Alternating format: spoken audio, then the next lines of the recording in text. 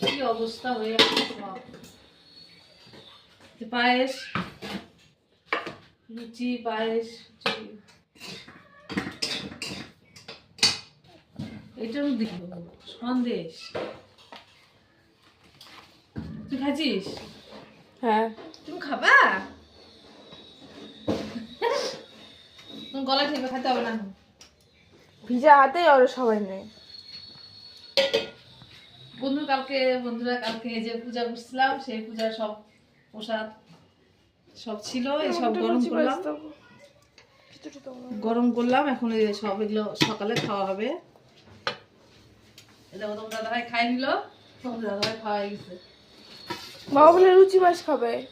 হ্যাঁ খা। দিব এখন তোকে দিব। দাও।